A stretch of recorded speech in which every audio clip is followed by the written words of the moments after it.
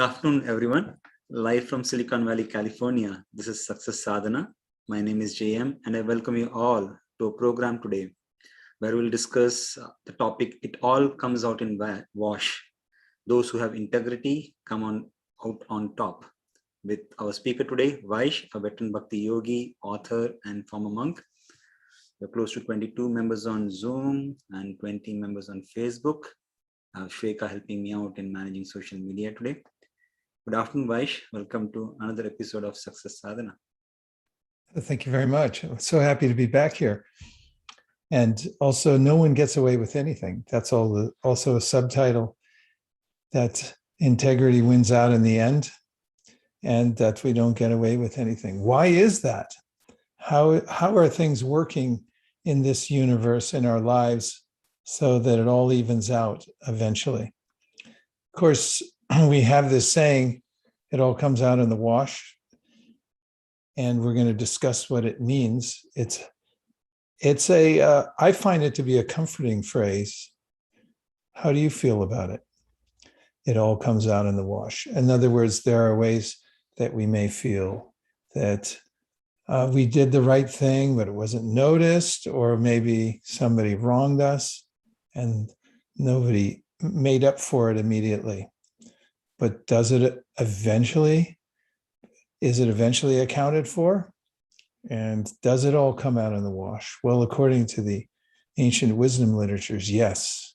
There's not one atom, molecule, person out of place in this world. Everything is happening according to a superior justice system in this universe. And we're all part of it. So in one sense, does that give you a little peace of mind, just the concept itself? Let's hear what you have to say about the concept itself. You can light up the chat box, or you can just say what impression does this phrase, it all comes out in the wash, leave you with? Hi, Vice. Yeah. Something that keeps to me okay is that in the end, things are going to be straight in some way. You don't even know. But the important to me is, okay, do the right thing. Be consequential with yourself. Be a wholesome and have integrity. That's beautiful. Thanks, Anna. It's kind of music to our ears, isn't it?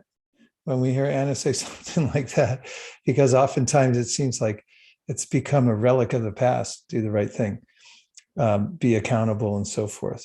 What else is everyone saying in the chat box, JM, about it all comes out in the wash? Has anybody ever said that to you, or you said that to someone else? It all comes out in the wash?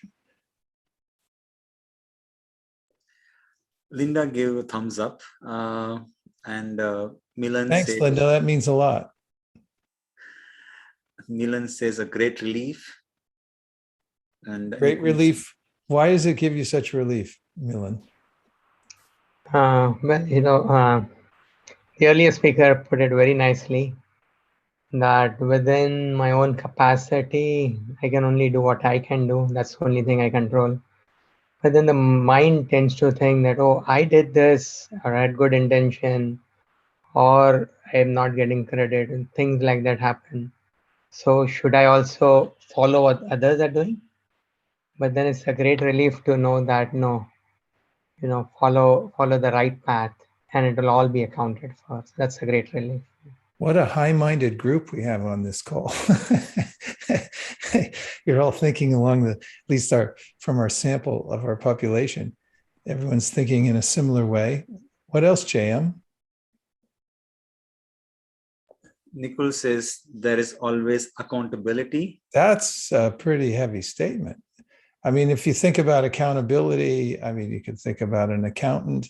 Just think if somebody's really watching the shop in your business or in your personal life and accounting for everything. Well, it's just financially. There's accountability at the end of the day. And nothing gets by this accountant. And so that means there's always is a very absolute term. So there's always accountability. And I think that parallels the meaning, or that expresses the meaning of it all comes out in the wash, that there's always accountability. I mean, does that make you feel better that there's always accountability, or are there ways that you might be nervous that you think, oh my God, is everything I've done accountable? Am I accountable for everything? What else? Raj says comes out in the wash, maybe across many lives. Ooh, yes. Now that's an important topic, because it doesn't really make sense, the things that happen to us oftentimes or to others. Why do bad things happen to good people, apparently, or vice versa? And if we're talking about a continuum, that we're passing through this life, we've been in many other lives. And if what we heard from Nicole, there is always accountability, is true, then it carries over from one lifetime to the next, doesn't it? Always, it says always there. There's always accountability. So that's an important point. Subhadra also says everything gets revealed. Yes. Has anybody had that happen before? Something that you thought was going to be secret, and then you find out decades later. I mean, we see this all the time nowadays with digital media, right? Somebody, 60, 70 years later, and all of a sudden say, hey, you're a war criminal, aren't you? Or something. It could be some small thing, or, someone thinks I got away with it, or nobody will ever know. It's buried in the past, but somehow or other, it's always revealed. Everything, that's another absolute. Everything gets revealed. Is that good?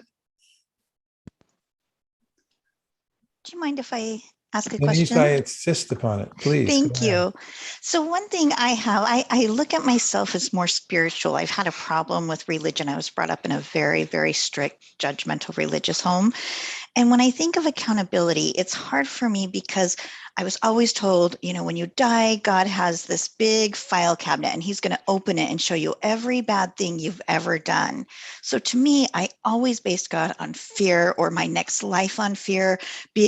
There was never talk of the good things you have done are account for something as well. It was just, I had this picture of I'm going to die, and every little thing I did, no matter how little, as long as it was bad, I was going to have to face, our creator and see that. So now as I'm trying to focus somewhere else, my attention somewhere else, because I do believe in a higher being and more out there, I have a hard time separating like accountability for the bad things, but also we're still good people. And that doesn't really come out a lot in some religions. And so I just wonder if you have any thought on that. Sure. Well, maybe it's a partial truth about the file cabinet. And then it's possible over time that in any knowledge system or religious system that the information gets stilted in one way or another, or manipulated some way or another, so that it maybe comes out in not such a holistic way. From the perspective of the ancient wisdom literatures, for instance, Bhagavad Gita, it's non-judgmental when it comes to the assessment of karma. There are several statements in the Gita, or the teacher, Krishna, who's speaking about the workings of the universe, points out that the overall witness, which is called the Paramatma, or the super spirit, as you alluded to, is neutral, because we have our own volition. We are actually very powerful, more powerful than we think. We're not dead stones. So at some point in our maturity, we realize that I am responsible for what I do. And this is the context as an example of Bhagavad Gita, which is just stating what are the ways that the universe works. And then it's like when you tell the person, here are the rules of the road, you drive on the right side, and this is the speed limit and so forth, how the laws of the universe work. then it's up to the person when they get their driver's license. If you drive in the left side instead of the right, then there will be consequences, but the judgment isn't there. It's more a statement of the consequences for our own edification, so that we can take to heart the ways of the world and live more in harmony with them. So I think it's really an important psychological aspect of spiritual practice, especially when you have the kind of understanding that you do about a witness, a super spirit, and that is that that super spirit is not envious, judgmental, vengeful, and so forth. But actually, in the Gita, the Bhagavad Gita, is that all-pervading conscious being who's overseeing and accounting for everything is called Suhrit, which means our best friend, has our highest interest in mind, even higher than we have for ourselves. And so that's the concept from the ancient wisdom literatures, that it's completely benevolent in every way. But then we have a part in it. We have the responsibility to do our part so that we don't implicate ourselves more. And then once we have knowledge, then it's much harder to claim victimhood, because we have choices to do the right thing. But even if we make wrong choices, it doesn't mean that there's no recourse. There's always recourse. That's another fundamental difference, because often there are philosophical understandings that if you do the wrong thing, make one wrong choice, then you're finished. That's it. But even to the rational mind, that doesn't make sense. That sounds like somebody needs therapy somewhere. So that, there are expansive teachings about this, which I think are very calming and give us a sober sense, but not one that there's some vindictive psychopathic personality who's after us, punishing us for no reason and only looking at the bad things. That was a long answer to a short question. No, I can't even tell you how much I appreciate that, because what you said is what I always think. I think I do believe in a higher being, but I don't believe it in judgmental. I look at it as a non-judgmental, but also that we need to be accountable and live the best life we can live. So I didn't realize there was any teachings out there that had a similar thought to what I think.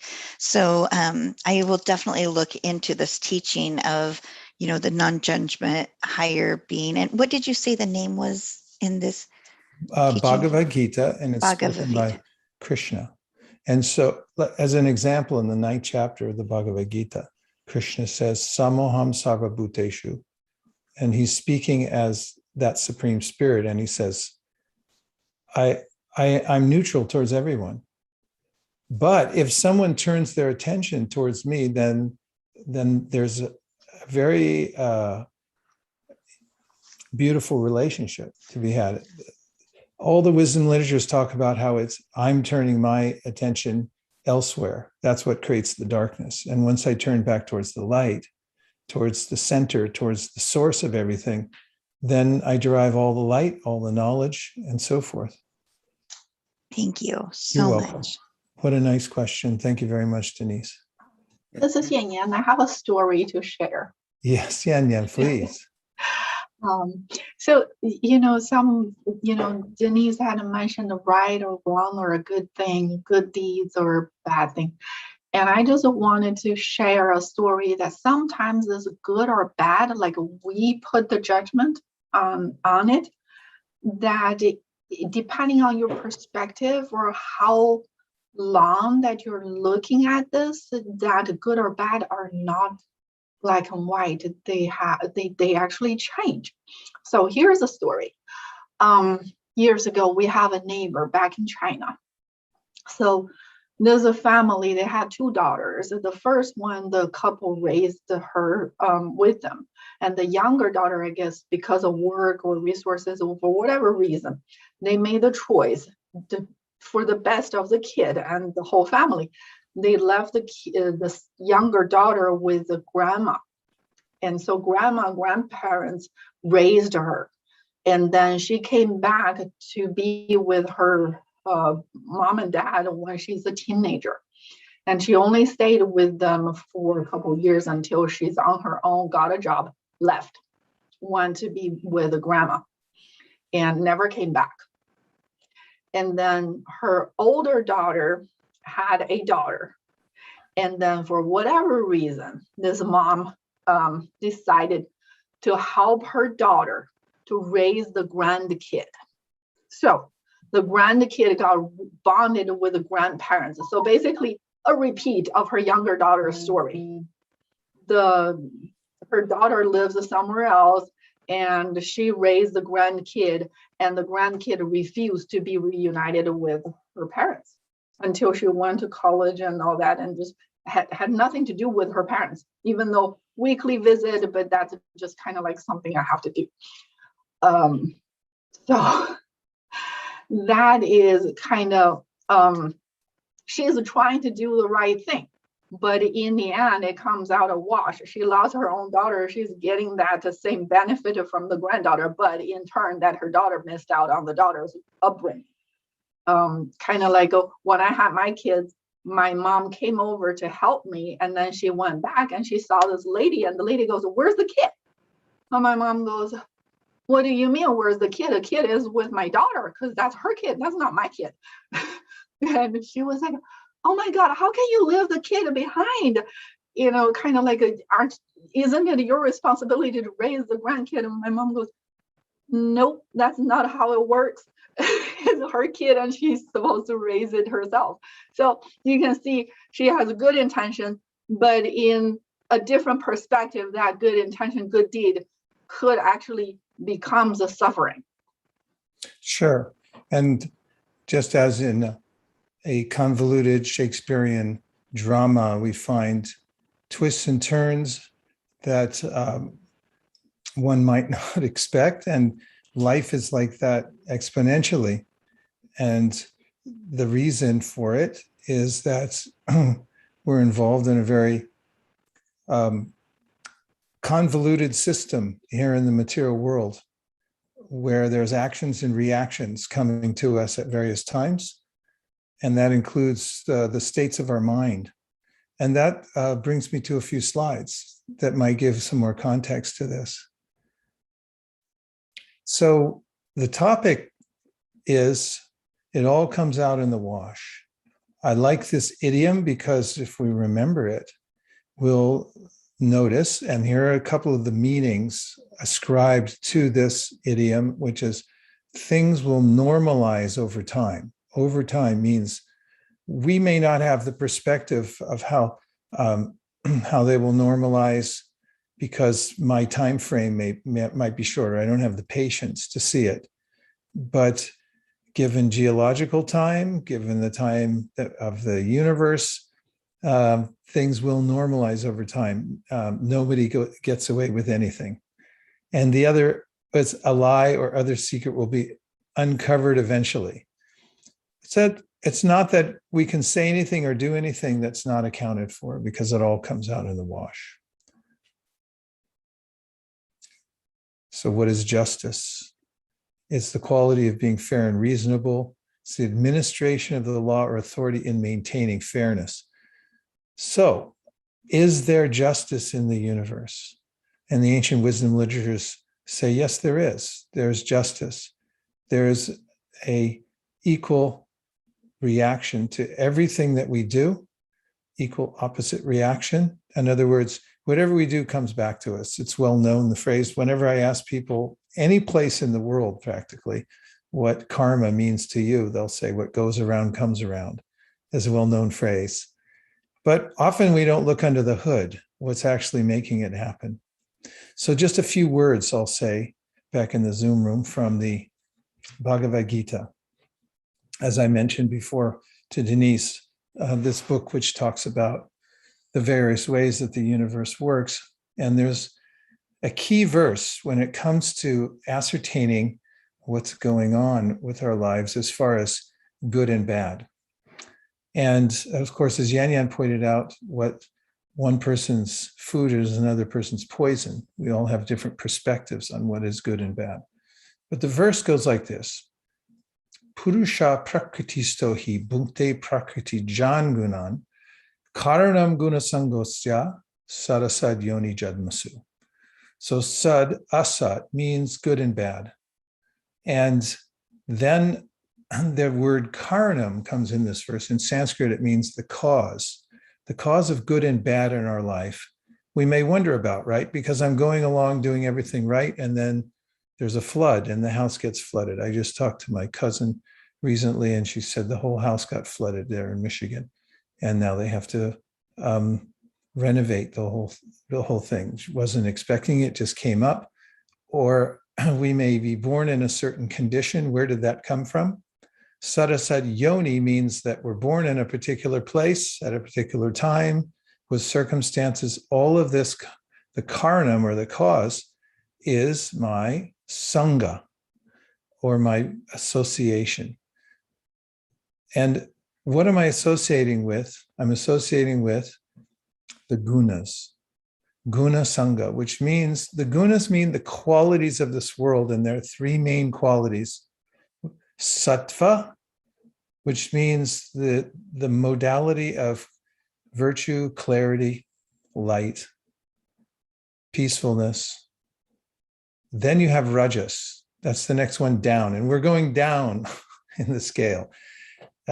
Each sattva is the most useful because from sattva, we can see the difference between ourselves and the body because we're not our bodies. We're actually the living force within the body, which is non-material. We're only animating the body and we're only in this particular body temporarily. So when we are associating with sattva, then we're able to see the difference between ourselves and the body. And we tend to objectify the material world and say, I'm not really part of it. I'm just passing through. Have you ever heard this concept or felt it yourself? I'm just passing through this material world. Well, in Rajas, the next one down, I have more of a feeling like this is my world. I'm part of the world. And not only that, it is fraught with unlimited desires for trying to improve my situation in the world. And let's just do a pop quiz. If you work harder, does it necessarily mean that your situation is going to get better? But let's take it take it away from you. Like if somebody anywhere works harder or even smarter, does it mean that they're going to get ahead for sure? Can you guarantee it? Nope. What anecdotal proof would you give of that? Anybody who holds that view? Anna, what do you think, or anybody else? Okay. How could you prove that? Mm-hmm. Let's say I've seen people that has work harder, for example, to get a promotion or to keep to get a new title, meaning a manager or something. They may succeed getting that one, but they lost thing in since they have just focused on that, they may have lost their own health, their family, and things that are important. So that's come again with, to me, that is the success. Or also people that are, okay, given the more than 100% to the company, getting all, trying to get all of the best, adhere to all of the different codes and procedures, etc. They're doing fine, but then it comes a restructuration, a change on the management chain, and everything is gone. Very good. I mean, not very good, but what you said was well stated. And I'm sure we could write volumes about the twists and turns we've all had in our lives. And also that if it was true that we could have everything that we wanted just by working harder, then wouldn't everybody be extremely wealthy or well-placed? Because The desire may be there, but it doesn't necessarily mean that we're going to be able to attain it just by our work in this life. However, in the mode of rajas, Gidget, please go ahead. This first, I hope you can see it. I just want to show it's something that you have that Justice. because yes, because I'm a Libra, so that's Me too. the symbol. And when I seen, oh, you are? That Yeah. is strange. And so when I seen that, I said, I just have to show that I also have that. And by me being who I am, I believe in justice, but there is injustice in this world. Just like working hard, I work very hard. And sometimes I see the fruits of my labor, and sometimes I don't, depending on what fruit I wanted to achieve. If I'm looking for that promotion and they bypassed me for whatever reason, I feel that it was an injustice because why did they overlook me? I was qualified. And then I have to take a self observation and say, is it going to make me feel better to feel bad about the injustice? What I need to be a part of a solution and see what we can do so people aren't overlooked and that they have that balance. That's why I'm thankful because Libras were a little tilted here and a little tilted there, but we aim for balance, and that balance is life. And in life, we want to have balance with sleep, work, family, so many things you could put on your scales. Yeah. Thank you for allowing me to share. I'm right with you, fellow Libra. Sometimes hard making decisions because we see both sides. Yeah, these are excellent points. And the fact is that we do feel injustice in our lives, but what to do about it? And I liked how your mind goes towards the solution. We talk about what the solutions are. So in philosophizing, which is what we're doing now, we're kind of looking at the framework behind the whole structure. You know, when oftentimes we're able to philosophize in ordinary circumstances in our life when things don't go our way in order to rise above the current situation, aren't we? I'll give you an example. Let's just say that your car gets bumped, just a fender bender. I'm not going to make it worse than that. Okay, car gets a fender bender and it's a major inconvenience, or medium anyway. And then your friend comes over. What happened? I got a fender bender. The side of the car is bashed in. So what does your friend say to make you feel better? Or let's say your car's total. All right, we'll put it up there. Then your friend says, it's just a car. That's how many words? It's just a car. That's 4 words, right? That's some pretty deep philosophy. And have you ever thought about in that way, like objectifying it's just a car? It's not your life that's been taken, but we're discriminate. We're making we're developing a higher perspective. We're looking at things from a higher vision. So when we're going to the wisdom literatures to observe our lives and why good and bad things happen and how it is that everything comes out in the wash, we're philosophizing. We're taking a philosophy and applying it and seeing, does it fit? So now going above the injustices of this world in the context I'm in right now. For instance, I'm in a particular body. I'm not going to be in this body for that much longer because I turned 65 this month. So according to the actuary tables, I got a hop, skip, and a jump before I take off from this body. It's inevitable, right? Say yes. Correct. So now, what am I taking with me into the next life? Or how much consequence do the things that are happening to me in this life have when I'm looking from a higher perspective, when I'm just passing through. I'm not in the world that long.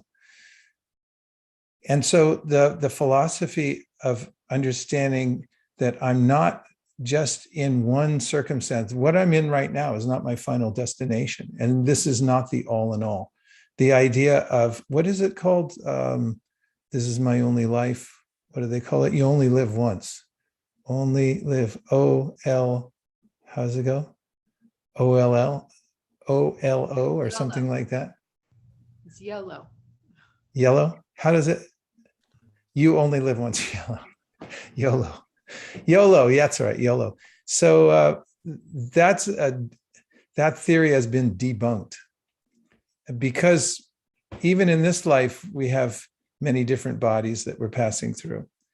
So as I was speaking about the modalities, it's important in the scheme of things, because the modality we associate with, and we stopped off on Rajas, that's the middle modality. When we associate with Rajas, and let me tell you the symptoms of Rajas, that means that I'm all in on the material world and I'm trying really hard.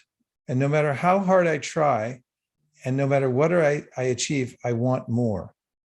There's no satiation point. Have you ever seen, heard, or felt that in your lives, where too much is not enough? And no matter how much you get, let's just say you get those 2 jobs and you do get ahead and you do get material facility. And then is it possible to get there and then feel it's not enough? What do you think? Yes or no?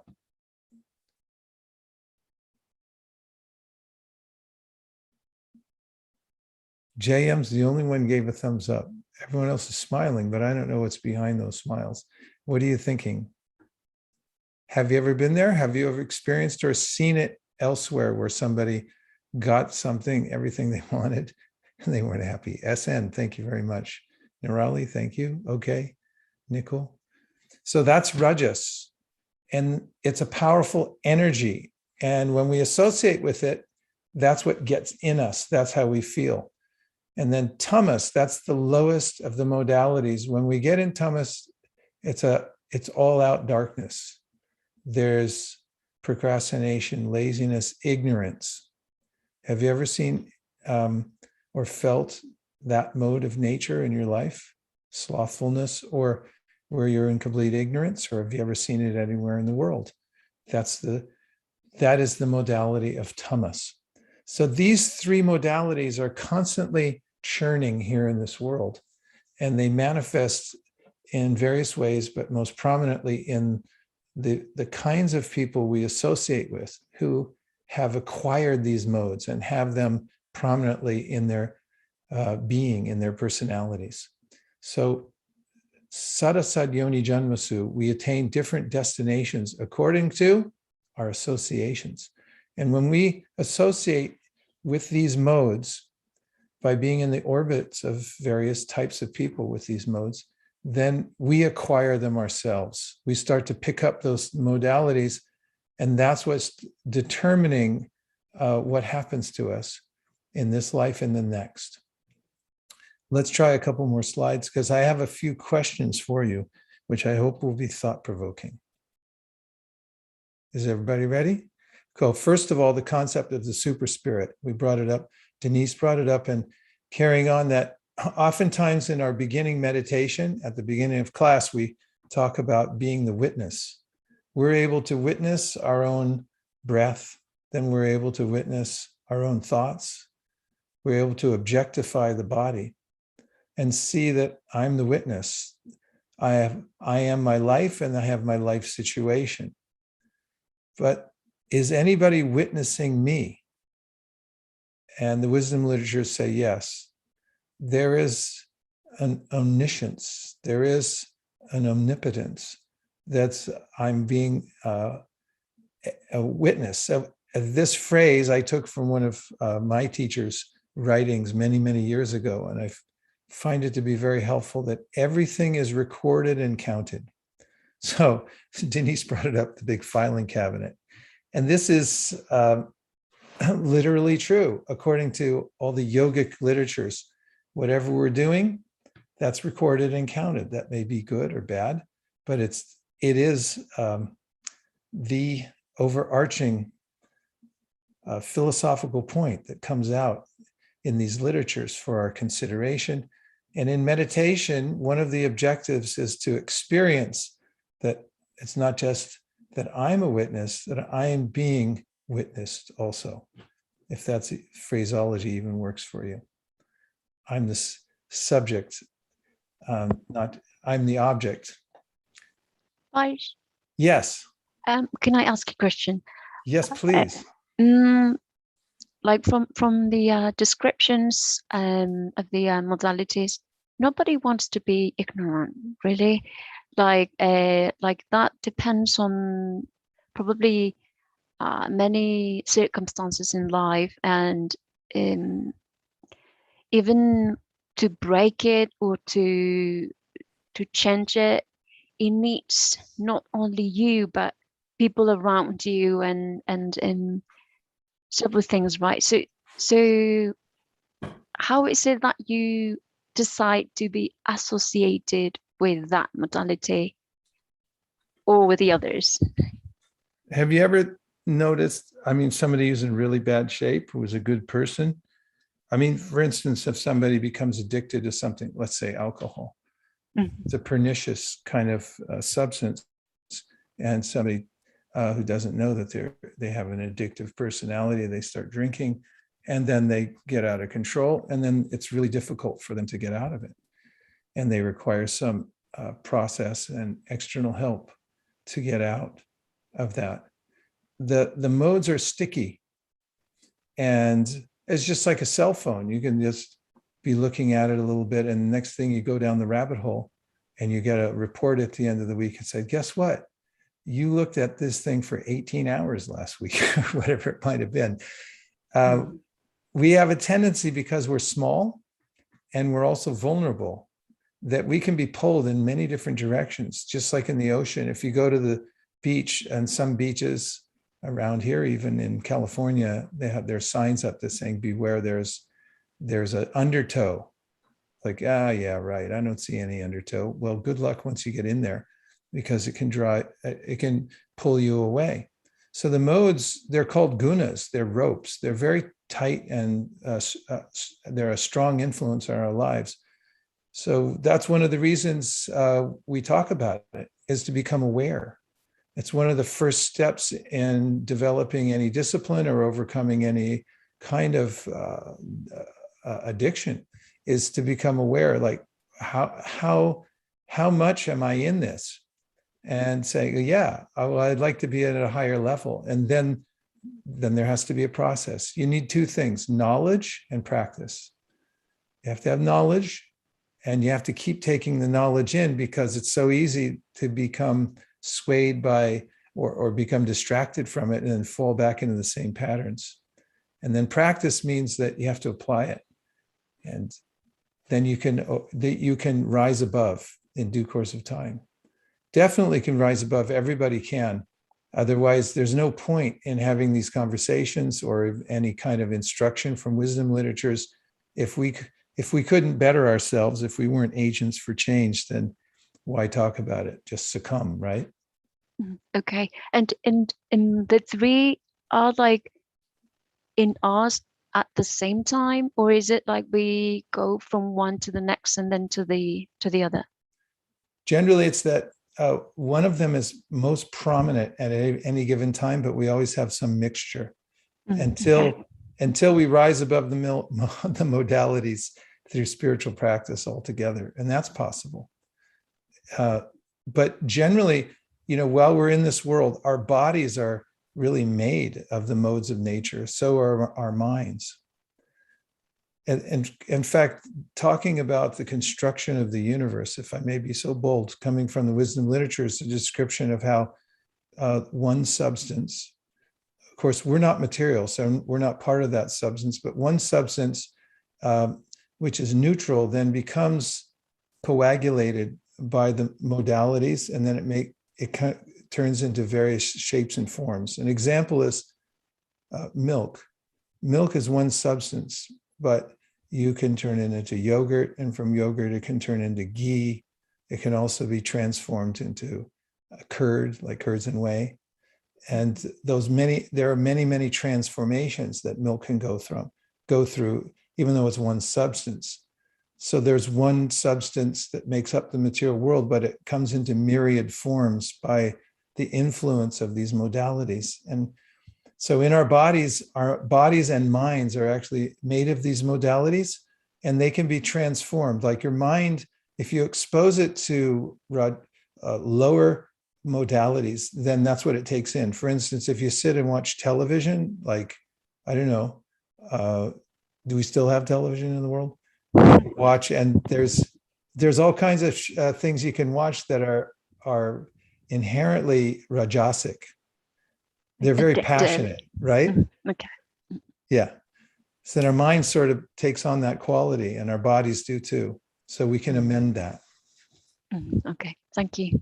Thank you, Blanca. Nirali, were you going to ask something? I sensed it, but I wasn't. No, okay. So Can I? yes, please. Miriam, please go ahead. Yeah, I didn't have a question, but after Blanca talked about it, I just remembered like I kind of trying to observe my mood through the day, and even in 3-4 consecutive days, and see how my mood is changing. Nothing really externally happening, but I see like inside my mood is changing. And then I kind of thinking why, like I'm like really down, I'm anxious without any reason. I felt like, okay, sometimes I just turn on the radio and without knowing which channel is this, like suddenly you hear music or something and you just mesmerized or you hypnotized with that channel. So and then I kind of like compared my thinking and my mood to just sticking to that channel in the radio. And then just realizing that I don't want that, and it's really like depressing. So you have to go, and this power of changing that channel of the radio and really tune yourself to something higher. And that really happened to me like a couple of nights back. I was very like relaxed and everything, and then suddenly some thoughts from nowhere came, and then I felt like I'm sad after these thoughts came, and then I don't need to be hypnotized and be in this moment. I can literally change my channel and tune into something higher than that, and suddenly like in a couple of seconds my mood changed. So just knowing, recognizing, and do something actively to change the mood, it really takes some practice. That's all I wanted to share. Yeah. You're getting love from Gidget over here. And everyone can relate to this, how we go through different moods. Moods and modes are practically synonymous. So this is one of the reasons, Miriam, that yogis do their main spiritual practice as much as they can early in the morning. When you get up early before the sun, you'll find that sattva is more prominent. If you try to do the same kind of practice, for instance, if you're doing meditation, you try to do it in the afternoon, like at high noon, your mind will be full of ideas like, oh, I should have answered those 13 emails yesterday, but I still have to do it today. And, people will be coming in and out of your room or your office, sending you texts, everything. And by nighttime, I love the way you talked about being hypnotized. Yes, the modalities hypnotize us. And it kind of answers the other question about, how do you fall into these things? It's like, you are under my spell. It's described as a kind of spell. Daiva hiyeshu gunamayi mama maya duratyaya. Maya, or illusory energy, these three modalities, they hypnotize us and we think, oh, this is very nice. Actually, you see people doing things that like, how could you do that? How could you eat that? Or how could you, and they're like, no, I like it. And it's a kind of, it's a hypnotic state, really. We're being hypnotized by the modes. So very relatable what you said. Thank you very much. Let's look at a couple more slides. If you remain anonymous, this is your quiz. If you remain anonymous when you give, is there any reward? What do you think? Let's vote. To me, there is reward. Pardon, Anna? To me, there is reward. Perhaps not that somebody said good thing or something. At least if I do that, I feel even better if the people knows that I give something or something. But nobody knows. Nobody knows. I don't care. To me, is the good thing of giving a helping hand, Okay. supporting somebody that was in need. It's just, to me, is in that sense, it's better to give than to receive, no matter if Your somebody knows or not. perspective is being supported in a landslide over here. Meanwhile, on the chat box, right, JM? If this was an election, you would have just won. So, I mean, it's everyone saying yes, yes, yes, yes, yes. If nobody knows, if you're anonymously giving charity, is there a reward? Then the answer is yes, yes, yes, yes, yes. But how? How is that happening? Isn't that a strange phenomena that there's a reward even though nobody knows? Does anybody else think that's odd? According to the rational mind, yes, go ahead. Who is that? I think it depends on why you're doing this. Aha. Because if you're seeking attention, yeah, it's not there. But if you're doing it to help a cause, in the end, your action already helped the cause. That right there is your reward. And if you're there to help a certain kind of people, that, hey, whether they know it's you or not, it is there. And also going back, you were saying that there is a, not really a judge, but there is the universe, that there is a balance, that everybody is, give or take all the time. Then in the long run, this action is recorded somewhere. This action is going to come back somewhere unexpected. Recorded somewhere, and I'm penetrating. Yes, I Go ahead. believe in self-reward. I don't need a trophy. I don't need these things. It's self-reward. I just rewarded myself by helping this person. It feels good. Hey, I gave this person $100. Now they could do this. I feel good about that I even have it to give. So I always feel rewarded. It depends on what people think a reward is. Yeah, that's true. I'd like to ask Charles, do you have any thoughts about where that comes from?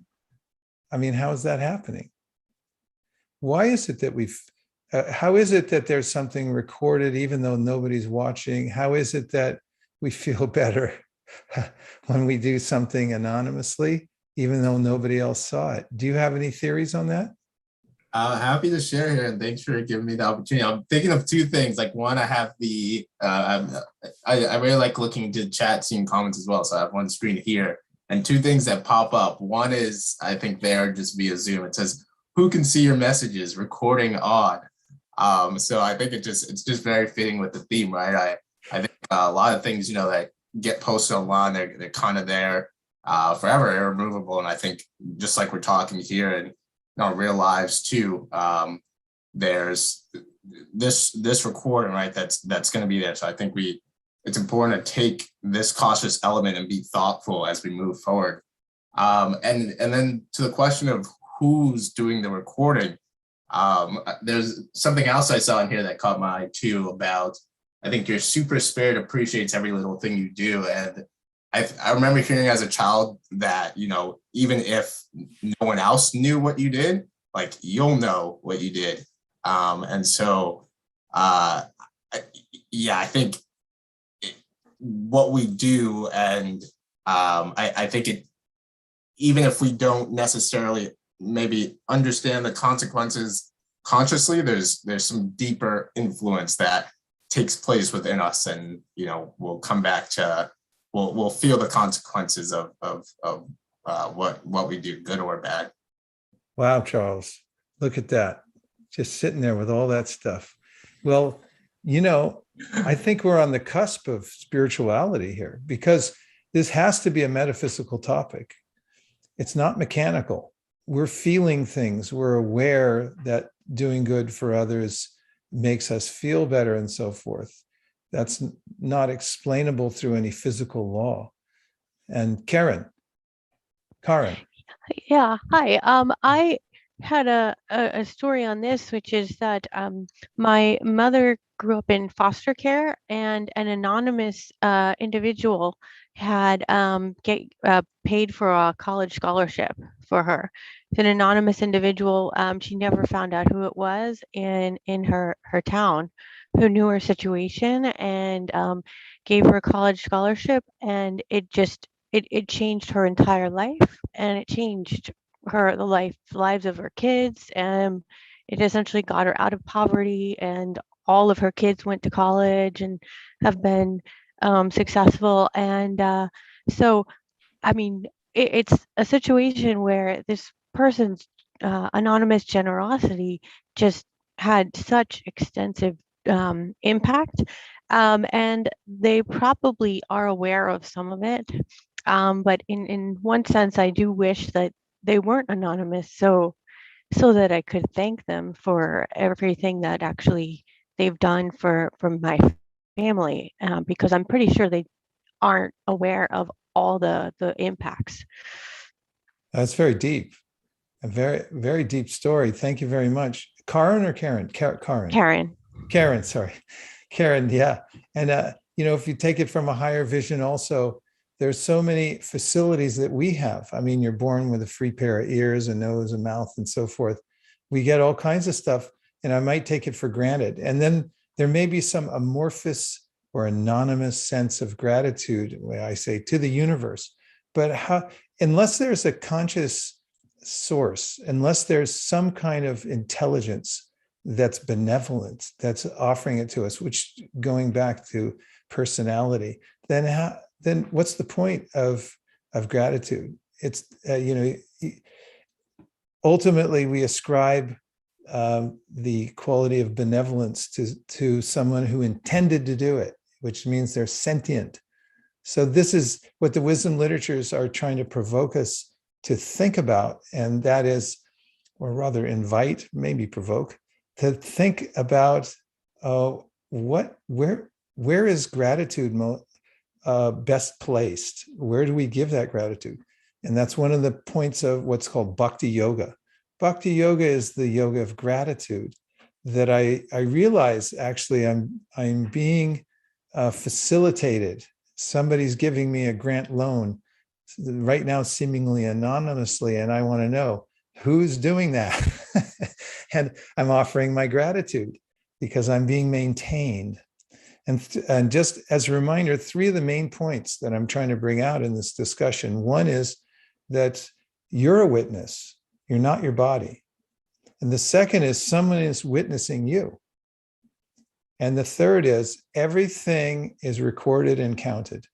I mean, those three concepts are very powerful. And if you just keep that in mind when you're moving about the world, it'll change the way that you interact. Let's look at the last question. What if you do something that gets a highly acclaimed result, but you cheated to get there? What if you do something, a highly acclaimed result, but you cheated to get there? What's the result of that? Oh, look, there's a poll. This is high tech. I'm going to vote. I mean, Okay. Do you feel happy? Okay, I get it. I will feel a total failure. You feel total failure. Okay. I bet you're voted no on that, like me. Let's see the results. This is a democratic process here. Do you feel happy if you attain something high acclaim, but you cheated and you know you cheated?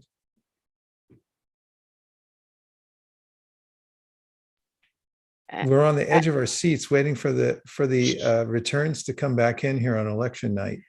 And JM is smiling because he knows the results. JM's counting all the votes there.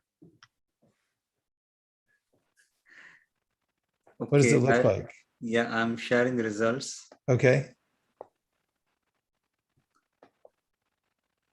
The results, somebody said yes, 2% said yes, 98% said no. So no wins in a landslide. Yay. So Yes, please go ahead, Miriam. I really like that one yes person say the reason, because I saw this in different places. And You liked what? I didn't hear the first part, what you said. Like somebody who said yes, Yeah. they are brave enough and just say why. I mean, I want to know their perspective. That's true. That's a good point. It was me. Yes. If you want to know, it was me. Long time Okay. listener, first time caller. Go ahead. And I'll tell you why. Okay. The idea, and I apologize for some background noise, neighbors is shuffling around some heavy materials. If I cheated, then the result is just grand, I did it. Forget the fact that I cheated. This is fantastic, right? If I cheated, but I'm not a cheater, then yeah, I wouldn't be happy. But if I already cheated, then yeah, give me the acclaimed result and I'll be happy. Right? There's a different level of happiness that happens there. And that's why I said yes. That's a good point. And it brings up another issue about our sense of ourselves and what actual happiness is and so forth.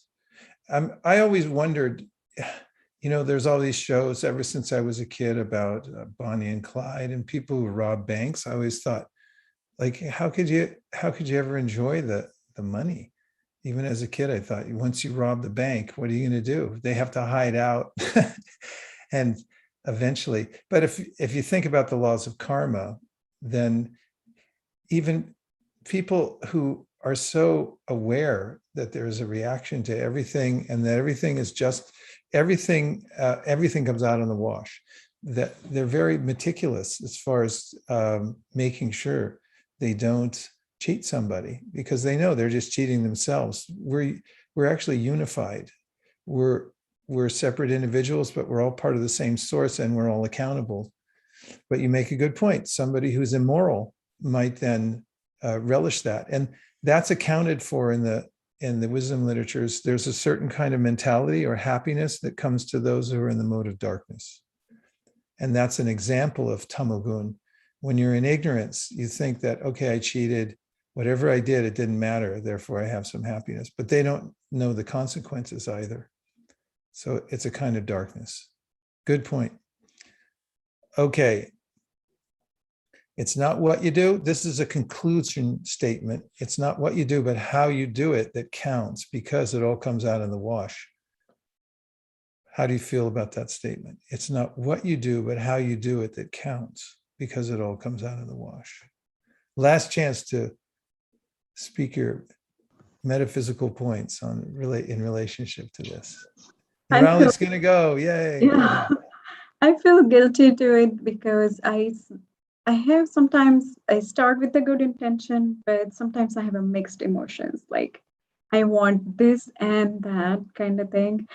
So it's, I wouldn't say I'm truthful. Like I do it, but I do have, like think in my mind what I want outcome or what I want to know. So I feel that I'm not 100% there. And that thing I need to work on. Like people, I don't know, I feel it that they already know when I give it, or maybe they show it in different way. Even when I give it, they somehow don't feel the same way, in the sense that it's purely that way, but they catch it too. It is not pure or something. Yeah, it's an excellent point, because it's not like we can just wave a wand and say, I always have a perfect intention, right? Right.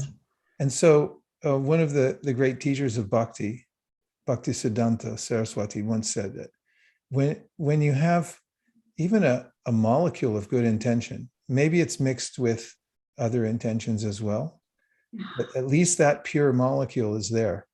Yeah. And eventually that will triumph. That's what will, and having an awareness of my imperfect intentions is also the beginning of refining them.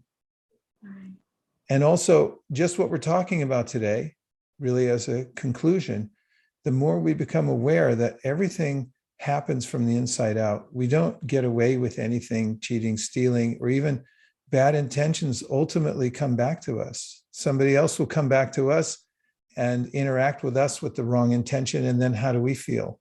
And that's partly why karma is so rectifying, because it's a kind of way that we realize that I would rather be a good person. I'd rather actually be virtuous. And why not just be completely virtuous? And how would I attain a life like that, right? Yes. Yeah. Very helpful. Thank you. Thank you. Well, everybody, we came together and we discussed metaphysical principles, thought-provoking, hopefully, that are meant to put us into a perspective of in which we remember that we're the witness of the body, and the way we desire and the way we intend has consequences. The second point is that somebody is witnessing that. That's why even when we do something anonymously, we feel good. There's somebody reciprocating with us saying, yeah, you did the right thing. Otherwise, why would we feel that? And thirdly, everything is recorded and counted. So it's a nice mantra to remember that wherever I go, there's a pervasive super spirit that's benevolent, that's noticing everything that I do. So that could be a little daunting at first, but actually it's the beginning of coming to this kind of pure intention that Nirali's talking about, of why not? I'm totally vulnerable anyway. It's not that I can hide anything. I might as well come to that point. Well, thank you very much, everybody. Let's do one mantra before we leave. We'll do a mantra of closure by saying Om. Let me get a good note for you here.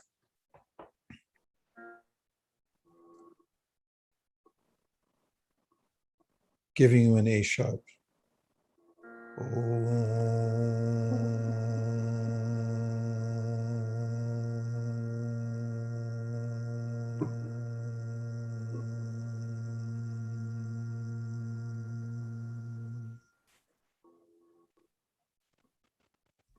Thank you very much. I look forward to seeing you next week, and keep in mind, everything comes out on the wash. Haribol. Haribol. Haribol.